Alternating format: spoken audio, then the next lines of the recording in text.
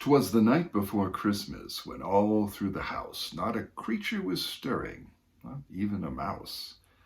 The stockings were hung by the chimney with care, in hopes that St. Nicholas soon would be there. The children were nestled all snug in their beds, while visions of sugar plums danced in their heads.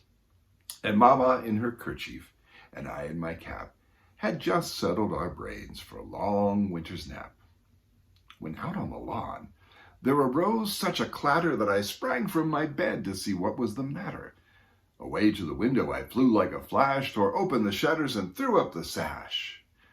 The moon on the breast of the new-fallen snow gave a luster of midday to objects below, when what to my wondering eyes did appear but a miniature sleigh and 8 tiny reindeer. With a little old driver so lively and quick, I knew in a moment it must be St. Nick. More rapid than eagles his coursers they came, and he whistled and shouted and called them by name.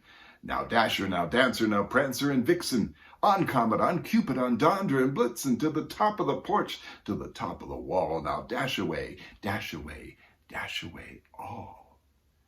As leaves that before the wild hurricane fly, when they meet with an obstacle mount to the sky, so up to the housetop the coursers they flew, with a sleigh full of toys, and St. Nicholas too. And then in a twinkling I heard on the roof the prancing and pawing of each little hoof. As I drew in my head and was turning around, down the chimney St. Nicholas came with a bound. He was dressed all in fur, from his head to his foot, and his clothes were all tarnished with ashes and soot. A bundle of toys he had flung on his back, and he looked like a peddler just opening his pack. His eyes, how they twinkled, his dimples how merry, his cheeks were like roses, his nose like a cherry.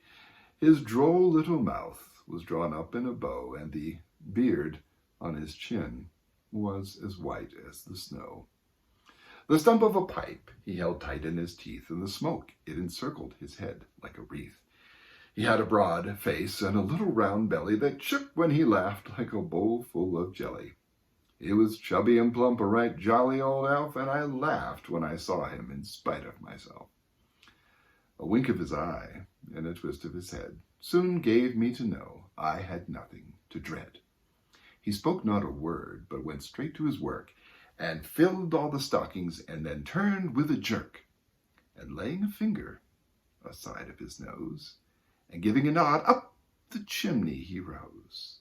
He sprang to his sleigh, to his team gave a whistle, and away they all flew like the down of a thistle. But I heard him exclaim, ere he drove out of sight, "Happy Christmas to all, and to all a good night."